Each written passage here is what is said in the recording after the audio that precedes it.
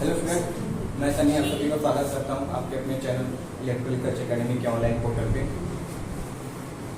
ELP या फिर UPPCL, DMRC, LMRC, ISRO, power grid, बार, DFACIL, NFL कोई भी पेपर दे रहे हैं उसके लिए क्लियर कोर्स चली जाए।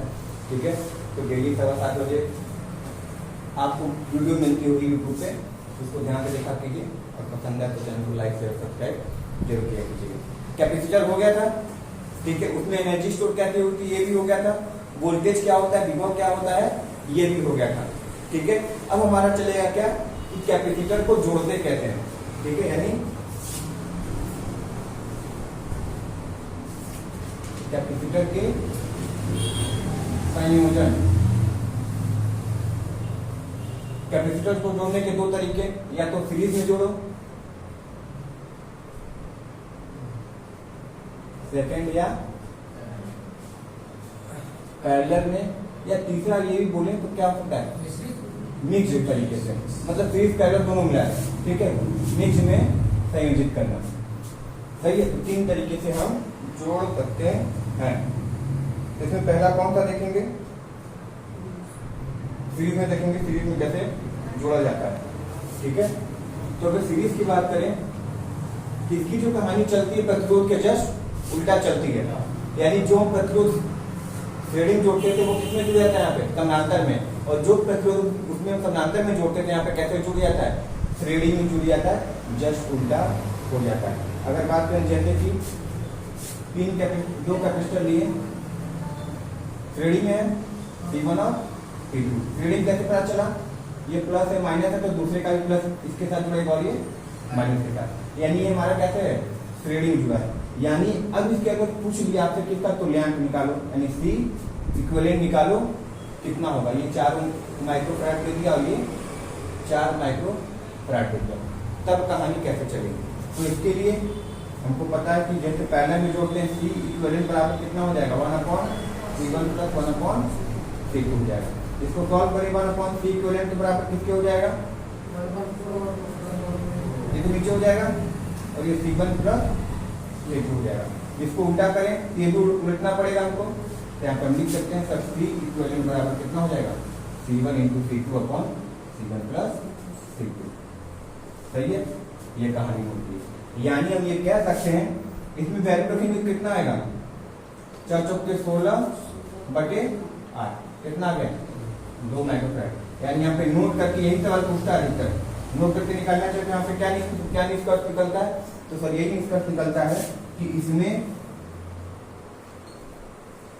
तुल्यांक कैपेसिटर का मान निम्न कैपेसिटर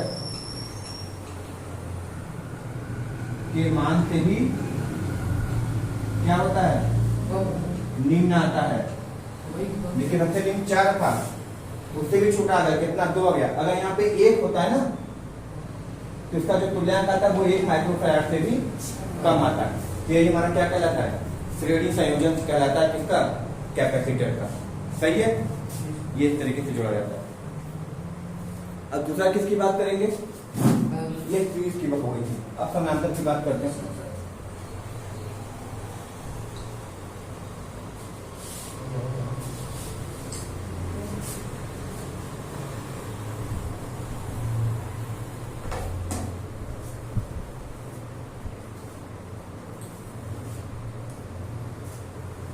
पैरेलल में जोड़ना है, पैरेलल में जोड़ेंगे।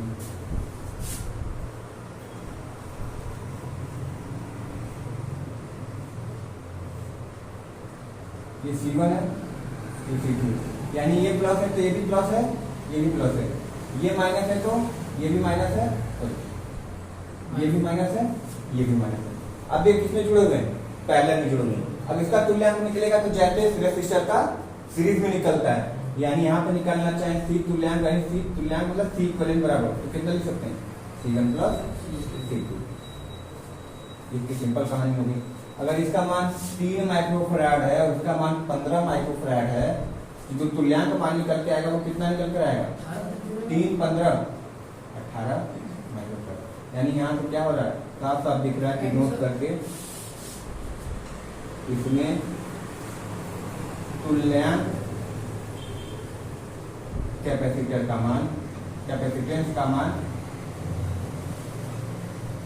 उच्च वाले से भी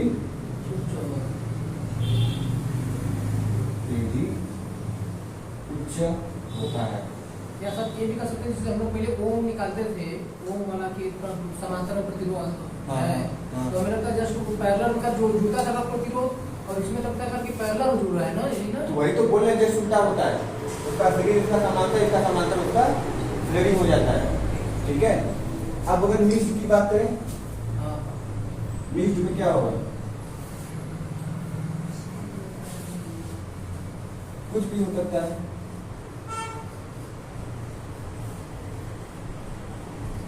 यही मिक्स है ना, ये दोनों आपस में कहते हैं पैरेलल में, और पैरेलल में जब इसको तुल्यांक निकाल लेंगे तो उसके साथ ये कहते हैं श्रेणी में। ठीक है, यानी कहना चाहे इसको लिखते हैं C1 C2 और ये C3, तो जो C तुल्यांक होगा वो किसके बराबर होगा, पहले तो ये पैरेलल में तो C1 प्लस C2 निकल जाएगा। ठीक है, अब ये जो है इसके साथ सीरीज में तो कैसे जुड़ेगा, तो C1 प्लस C2 की जो वैल्यू आएगी गुणे C3 upon C1 plus C2 गुणे C3। कोई दिक्कत है यहाँ पे, ये नहीं समझ में आया होगा, ये नहीं आया। देखिए ये पैरेलल है, ये 2 मान लेते हैं, ये 3 मान लेते हैं और ये 1 मान लेते हैं, तो 2 और ये पैरेलल के पहले कुछ एडिटर जोड़ेंगे, इसको जोड़ लिए, इसकी जो वैल्यू आई, इसकी वैल्यू कितनी आ गई हमारी, 5 आ गई है। अब 5 और 1 माइक्रोफैराड कहते हैं श्रेणी में, तो पैरेलल के जुड़ेंगे तो हम क्या लिख सकते हैं, इनकी वैल्यू कितनी आई थी, 5 आई थी, प्लस 1 लिखना पड़ेगा इस वाले के लिए, बटे क्या लिखना पड़ेगा, इसकी वैल्यू 5 आई थी गुणे ये लिखना पड़ेगा ना, इसको हम डायरेक्ट ऐसे लिखेंगे। सही है, सही कितना माइक्रोफैराड आएगा, अब आप बताइए, 6/5 आ जाएगा, यानी 1 माइक्रोफैराड आ जाएगा। ठीक है, यानी छोटे वाले से तो बड़ा होगा मगर बड़े वाले से छोटा हो जाएगा, बीच में यार क्या सर ये कर सकते हैं कि जैसे जो का 3-5 वाला जुड़ा है उसको पहले जोड़ लेंगे, फिर बाद इससे सीरीज करके दिया जाएगा। ये है ना, सही है, ये कैपेसिटर जोड़ने का तरीका हो गया। टाइम कांस्टेंट बताई दिए, टाइम कांस्टेंट क्या होता है, टाइम कांस्टेंट फिर बता दें, हाँ इसको बता दें, हाँ नेता का आपको मिलेगा, ये इंडक्टर का चल रहा है नेता, ये कैपेसिटर का टाइम कांस्टेंट है, ये होता है। ठीक है,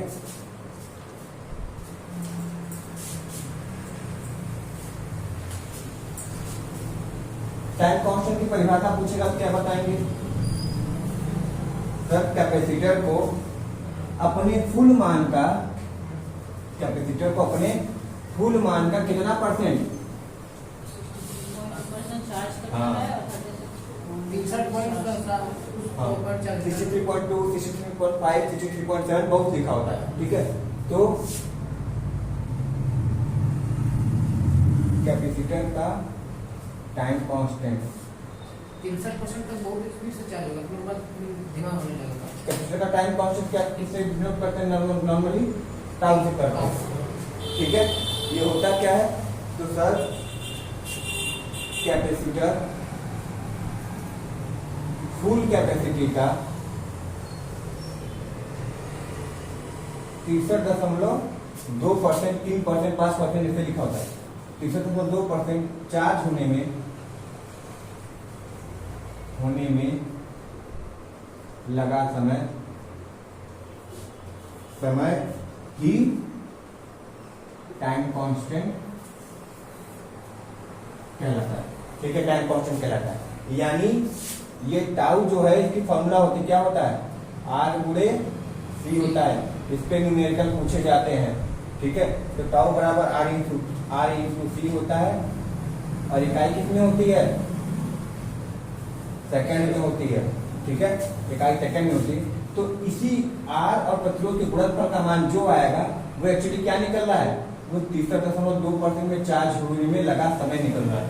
ठीक है, यानी कितना डिस्चार्ज, 36.8। यही निकलेगा ना घटाने पे, यानी 36.8% डिस्चार्ज होने में लगा समय, डिस्चार्ज होने में। सही है, तो ये तो 63.2% हुआ ना, तो लगभग ऐसे लिख रहे हैं, लगभग 100% चार्ज होने में लगा समय कितना होगा,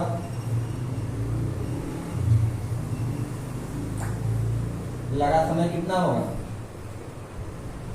ये तो 63 के लिए निकला है ना, क्या वो 100% कभी चार्ज होगा ही नहीं, होगा ना, कभी ना कभी तो होगा 100%, तो वो जो निकलेगा वो कितना होगा, 100% चार्ज, कितना समय लगेगा, तो कुछ नहीं सर, वो हमेशा 5 टाउ के बराबर होता है, यानी जो मान लीजिए कि ये 63.2% होने में 2 सेकेंड लगा है चार्ज होने में, तो फुल चार्ज यानी लगभग 100% होने में कितना समय लगेगा, 5 सेकंड।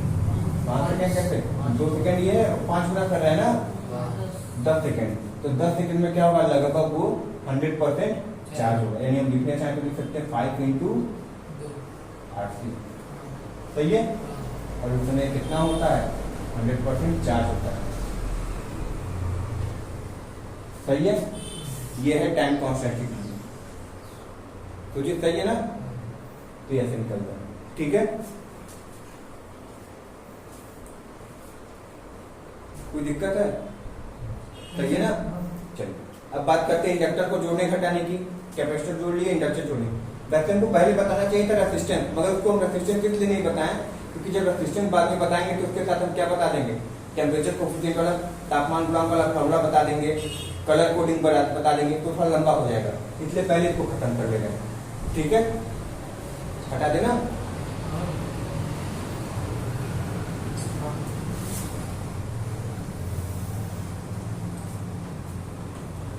हो गया,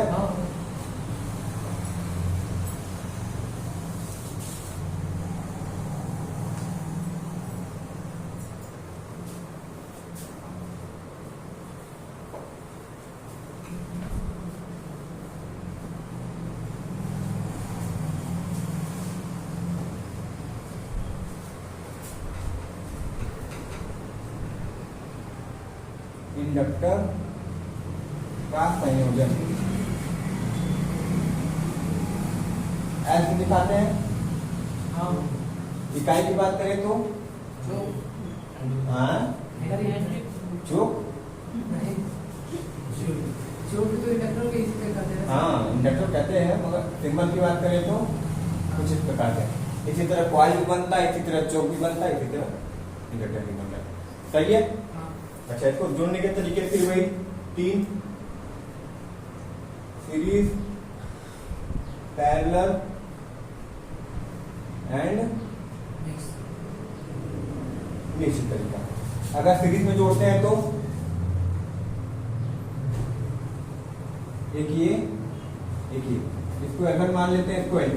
अब ये नॉर्मल किसकी तरह जुड़ता है, प्रतिरोध की तरह जुड़ता है, रेजिस्टेंस की तरह, इसमें उल्टा नहीं जोड़ना पड़ता है, कैपेसिटर की तरह उल्टा नहीं करते हैं, सही है। यानी ये L इक्विवेलेंट की बात करें तो कितना हो जाएगा, L1 + L2 हो जाएगा, सही है। ये हमारा लैब निकल के नॉर्मल चला जाएगा, कोई दिक्कत वाली बात नहीं, ठीक है। फिर अगर पैरेलल में जोड़ते हैं तो अच्छा, इसका मान लिखेंगे क्या हो जाएगा, बड़े से भी बड़ा निकल कर आता है ना। अगर ये 3 है, ये 8 है, तो तुलना कितना निकल के आया, 11, यानी बड़े वाले हेनरी से भी क्या हुआ, हमारा बड़ा निकल कर आया, ठीक है। चलो, ये अगर ये रिलेशन पूछता है कि बड़ा निकलेगा छोटा निकलेगा, क्योंकि बहुत बार सर्किट में, अच्छा ये क्वेश्चन दे देगा ना, आपसे आंसर पूछेगा और 4 ऑप्शन दे देगा, पहला दे देगा 3 हेनरी, दूसरा 4 हेनरी, तीसरा 5 हेनरी, और छठा दे देगा कितना, 8 हेनरी दे देगा। आप ये बताओ, हाँ एक ही 11 दे देगा। क्योंकि ये सीरीज में जुड़ा हुआ है तो हमको पता है कि बड़े वाले से बड़ा होना चाहिए, तो इसको सॉल्व करने की जरूरत क्या है, ये तो पहले ही 8 से कम दिए है ना, पहले कट के हट गया है, बचा क्या केवल एक। तो बहुत बार ऐसे जब कॉम्प्लिकेटेड ढेर सारा दे देता है तो उसको जोड़ने की जरूरत नहीं पड़ती, देखना पड़ता है बड़ा वाला कौन है, उससे बड़ा ही आएगा जब भी आएगा, ठीक है। कभी कभी ऐसे दिमाग में लगता है, लेकिन आपने पूछा जाता है सही बात। अब पैरेलल की बात करते हैं। पैरेलल में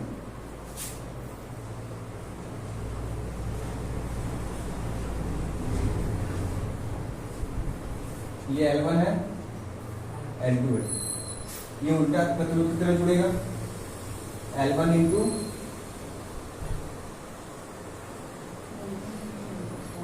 L1 प्लस L2 नीचे आ जाएगा इंटू 1/L1 होगा ना भी, 1/L2 नॉर्मल लेके चल रहा है, ठीक है। अब इसको 1/L इक्विवेलेंट करेंगे तो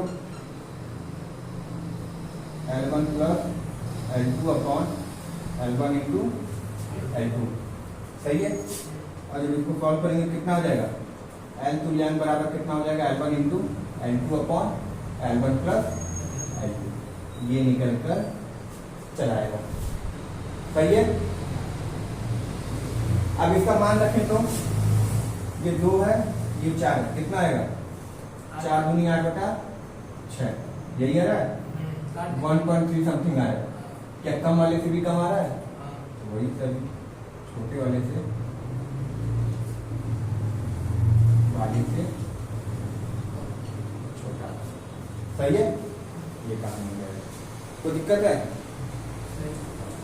मिक्स में फिर वही हो जाएगा, क्या हुआ, हाँ वही बताया। मिक्स समझी रहे, मिक्स में क्या हो जाएगा,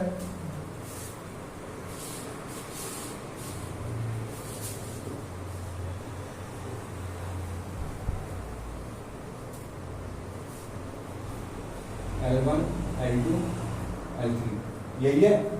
पहले पैरेलल इसको पहले सॉल्व कर लेते हैं। तो पैरेलल का तुल्यांक कैसे होगा, L1 into L2/L1 plus L2, यही होगा, ठीक है। अब इसके साथ क्या होगा, प्लस श्रेणी में ये वाला है तो L3 डायरेक्ट लिख देंगे, सही ना सुजी। तो किसके बराबर होगा हमारा, L तुल्यांक के बराबर लिख चलाएंगे, तो ये हमारा किसका फॉर्मूला हो जाता है, L तुल्यांक का फॉर्मूला, सही है। अच्छा, अगली कहानी पहले किताब को लिखे, मतलब जो करना है वो करना।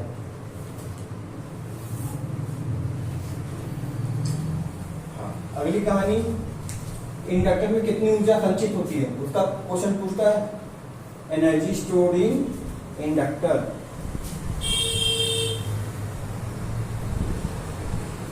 अभी रिएक्टेड एक्सेल जो बताएंगे वो आपको एक दिन बता देंगे।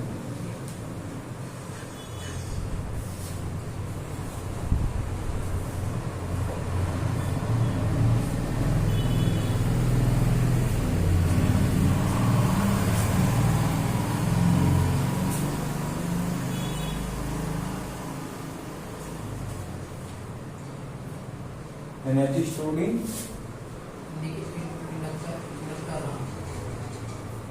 कितना होता है, E बराबर हाफ L I स्क्वायर, कहीं लिखा है हाफ L I स्क्वायर,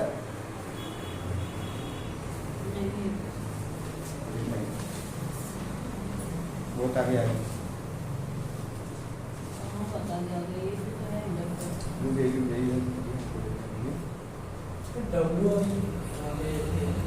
क्या हुआ,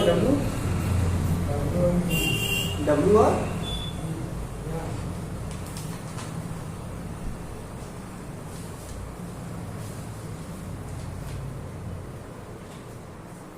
हाफ से भी स्क्वायर है कैपेसिटर का,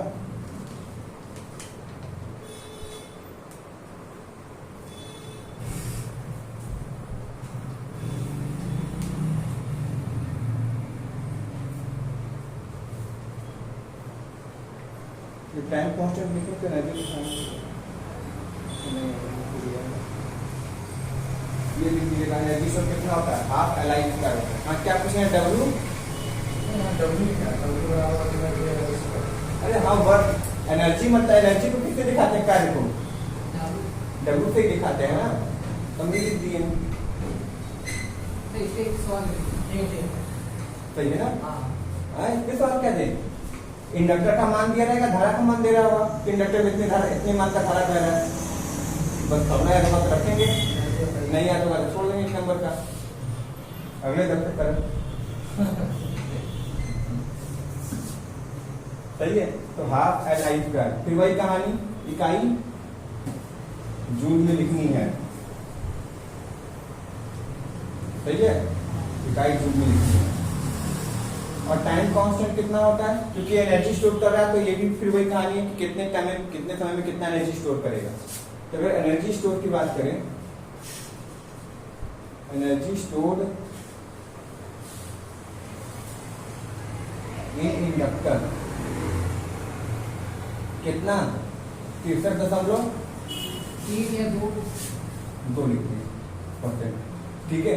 कितने समय में करता है, टाउ समय में, फिर लिखते हैं टाइम कांस्टेंट। क्या बात हो रही है, किसकी बात हो रही है, बात फिर होने लगी टाइम कांस्टेंट की, यानी समय ने कहा की टाउ पे दिखाएं तो टाउ बराबर क्या होता है, L/R होता है, सही है। अच्छा, L/, आ गया तो बहुत लोग पूछेंगे कि सर जी हेनरी/ओम लिख देते हैं, L से इंडक्टर, R से ओम, मगर नहीं लिखना है। ये है क्या, एक्चुअली टाउ है, तो टाउ हमेशा किसमें निकलता है, सेकंड में निकलता है, ठीक है। इतने समय में L/R हो गया, ठीक है ना। ये टाइम कांस्टेंट का फॉर्मूला है, ये डायरेक्ट देता है सवाल, मतलब सवाल ये डायरेक्ट ऑप्शन में देता है, टाउ बराबर क्या होता है, L/R होता है, ठीक है। फिर वही कहानी, कितना 63.2% चार्ज है, तो डिस्चार्ज वॉल्यूम कितना 36.8। हाँ तो हो जाएगा सही।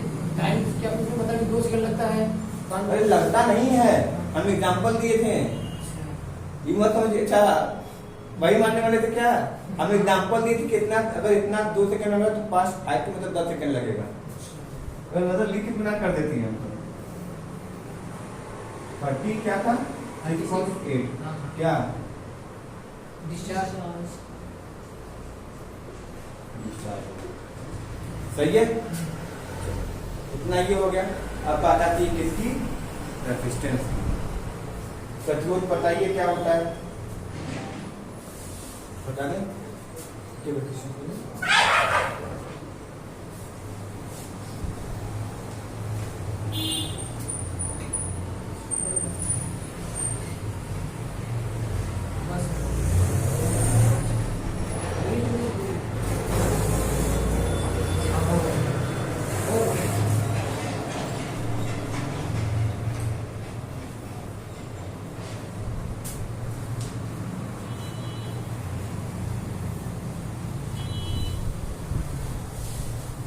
कलर कोडिंग के सवाल पक्का रहेगा, और एक तो तापमान गुणांक है, वो बोलिए। हाँ, अरे वो तापमान नहीं कर पाएंगे, बताइए इसमें डीबी रो इतना याद रहता है, अगर मैं भुलाए प्रैक्टिस करेंगे तब सही होगा। पहले का ब्राउन होता है कि ब्लैक, इसमें बहुत क्लियर होता है, याद करना होगा ना, पहले डार्क है तो ब्लैक। रेजिस्टेंस, ठीक है। पहले इसके आर्ट से दिखाते हैं। इकाई की बात करें तो ओम होता है, और बात करें किसकी, इकाई हो गया, ओम हो गया, और सिंबल की बात करें तो सिंबल जो होता है, ठीक है। इतना ये कहानी हो गया। प्रतिरोध की कनेक्शन की बात करें तो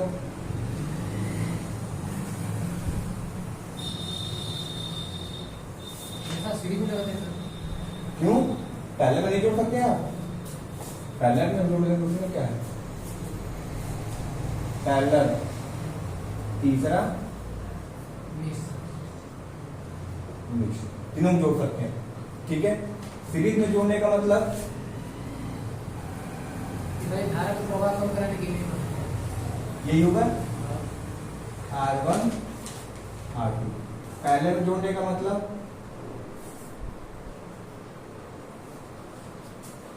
सही है, और मिक्स में जोड़ने का मतलब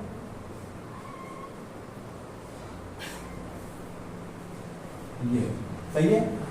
यानी ये कितना हो गया हमारा, R1 है, ये R2 है, ये R1 है, ये R2 है, और ये R3। मिक्स में जोड़ने का ही मतलब है। इसको जोड़ने का तरीका बताइए, अगर इसको जोड़ेंगे कितना हो जाएगा सर, R1 प्लस R2 श्रेणी के लिए। समांतर की बात करेंगे तो R1 इंटू, सही है। इसको जोड़ेंगे कितना हो जाएगा सर, ये R1 पहले लिख देते हैं, और इसको जो समांतर में निकल के आएगा R2 into R3 upon R1 plus R2, सही है सुजीत। R2 प्लस सही है। ये कहानी हो गई टेंजेंट। अब ये प्रतिरोध है तो प्रतिरोध देखिए काम करता है क्या, धारा का विरोध। ठीक है, अब ये जब धारा का विरोध करता है तो नेचुरली यानी जनरली जो बात करते हैं तो धारा जो विरोध करता है, प्रतिरोध जिसको बोलते हैं, वो ताप पे बहुत ज्यादा निर्भर करता है। अगर हीट हो गया तो क्या होगा, ज्यादा प्रतिरोध रुकेगा, और ठंडा है तो नॉर्मल चलेगा। ठीक है, हीट होने पे ज्यादा प्रतिरोध उत्पन्न करेगा, हम ये कहना चाह रहे हैं। तो क्या है हमारा, धातु है, अधातु है कि अर्धचालक है? धातु है, क्योंकि हम आपको बार बार बताते हैं मेटल जिसको चालक बोलते हैं, चालक बोल लो चाहे मेटल बोल लो। ठीक है, मेटल हमेशा क्या होता है, पीटीसी। पीटीसी मतलब इसका मतलब जब तापमान बढ़ता है तो प्रतिरोध का मान भी बढ़ जाता है। ये पीटीसी यानी जितने भी चालक होते हैं। ठीक है, अब अर्धचालक की बात करें तो ये क्या होते हैं हमारे, जैसे सिलिकॉन हो गया, एल्यूमिनियम हो गया, ये सब होते हैं हमारे एनटीसी, यानी फुल फॉर्म पूछता है इसका नेगेटिव टेम्परेचर कोएफिशिएंट। यानी इसका मतलब ये होता है कि तापमान बढ़ेगा तो प्रतिरोध का मान घट जाएगा। और एक होता है अचालक। अचालक भी हमारे किसमें होते हैं, जैसे रबर हो गया, माइका हो गया, तो अचालक। तो ये भी हमारे क्या होते हैं, एनटीसी होते हैं। इसका मतलब तापमान बढ़ता है प्रतिरोध का मान बढ़ जाएगा। सही है, ये सब सारे एक ही चीज होते हैं। बोल्ट बढ़ेगा घटेगा, इसमें वोल्ट सब कुछ होगा, बढ़ेगा कि घटेगा, इसमें वोल्टेज का वोल्टेज क्या घटेगा क्या बढ़ेगा? वोल्टेज देखिए, वोल्टेज अभी हम अभी आपको पूछिए प्रतिरोध पहले 6 ओम का लगा, मगर एक एम्पीयर की धारा प्रवाह की वोल्टेज कितना हो गया, 6 वोल्ट है। ठीक है, प्रतिरोध हम कितना रखें, 6 ओम रखें, मगर 0.5 एम्पीयर की धारा बहा दी, कितना हो गया, तो एम्पीयर पे भी तो निर्भर करेगा।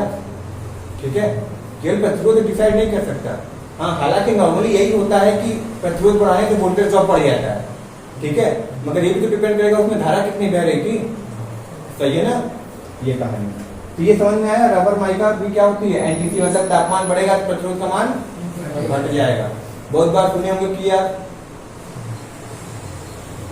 बहुत सी चीजें ऐसी होती हैं कि जब तापमान बढ़ता है तो पिघल के फिर वो करंट फ्लो कराने लगता है।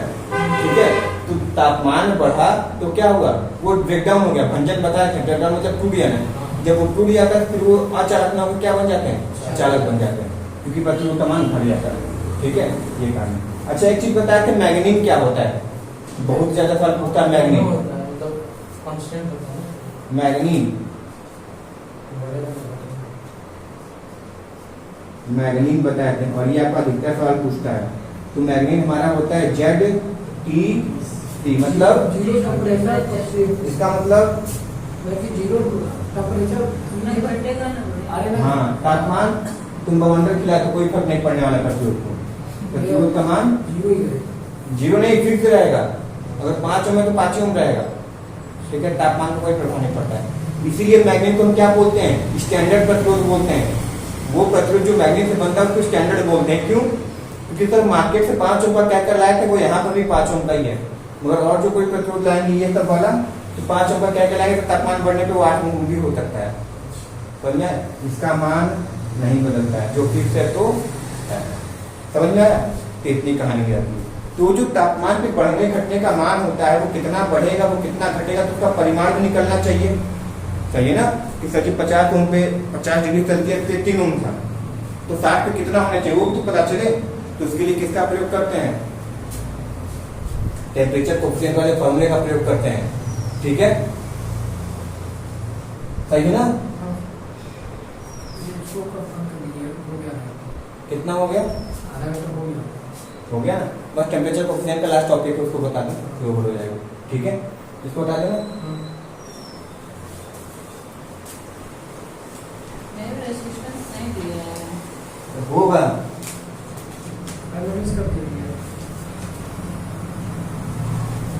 होगा पीछे प्लस ये तो क्या बोलते हैं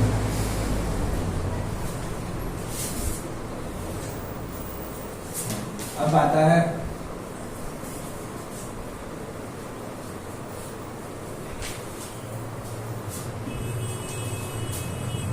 टेम्परेचर डिपेंडेंट रजिस्टर होता है ना, टेम्परेचर डिपेंडेंट यानी ऐसा प्रतिरोध जो तापमान पे निर्भर करता हो, ठीक है, यानी तापमान कम ज्यादा होगा तो प्रतिरोध का मान भी कम ज्यादा होगा। तो फॉर्मूले की बात करें जब फॉर्मूला होता है सिंपल साधा सा, RT बराबर R0 1 प्लस अल्फा, इसको डेल टी लिखते हैं,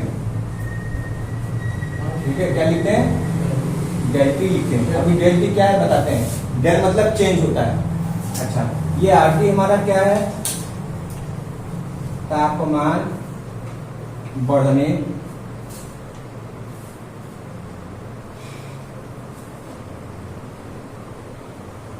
के बाद का प्रतिरोध, बाद का प्रतिरोध। और ये R0 क्या है,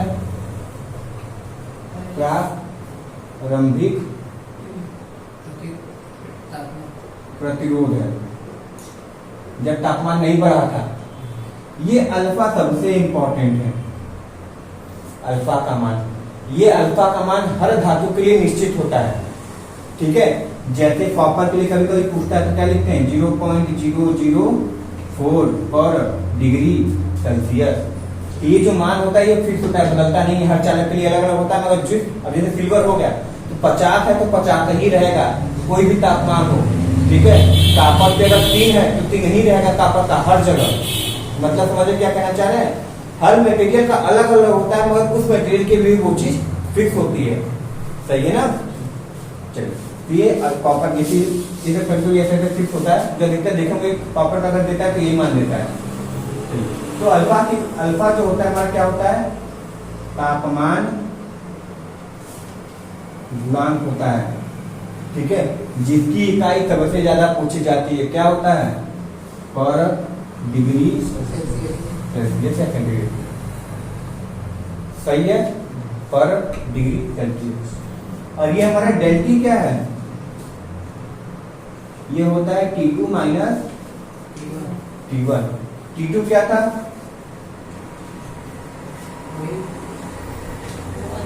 तापमान बदलने पर ना, बदलने पर ताप। और ये जो T1 है क्या है, तापमान प्रारंभिक,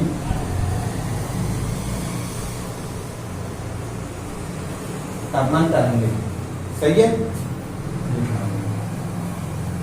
हो गया। ये कहानी है तापमान टेम्परेचर कोएफिशिएंट। अच्छा यहाँ पे ये प्लस लिखा है, इसका मतलब क्या है, ये चीज याद रखना है। अधिकतर ये जो फॉर्मूला यूज होता है, मतलब बहुत सी किताबों में नहीं लिखा होगा, मगर अधिकतर ये जो लिखा होता है किसके लिए होता है, तब ये होता है मेटल के लिए। मेटल यानी तापमान बढ़ेगा तो प्रतिरोध का मान भी बढ़ जाएगा, ठीक है। मगर समझ में आया ना, पॉजिटिव किसके लिए होता है, P T C के लिए। मगर यही फॉर्मूला अगर, हालांकि आप लोग ने सिलेबस में नहीं पूछेगा फॉर्मूला ये दिया तो कुछ में पूछेगा, मैं बता दे रहे हैं। जगह अगर RT बराबर R0 1 minus alpha del T लिखा है, इसका मतलब ये क्या लिखा है, लिखना चाह रहा है सेमीकंडक्टर या इंसुलेटर। क्यों, क्योंकि इनका टेम्परेचर कोएफिशिएंट क्या होता है, एनटीसी होता है। अभी कितने ये टेम्परेचर कोएफिशिएंट एनटीसी होता है, इसलिए माइनस लग जाता है, समझ में आया। यानी तापमान बढ़ाएगा प्रतिरोध अपने आप बढ़ेगा, ठीक है, सही है। ये हमारा किसके लिए होता है, एनटीसी के लिए होता है।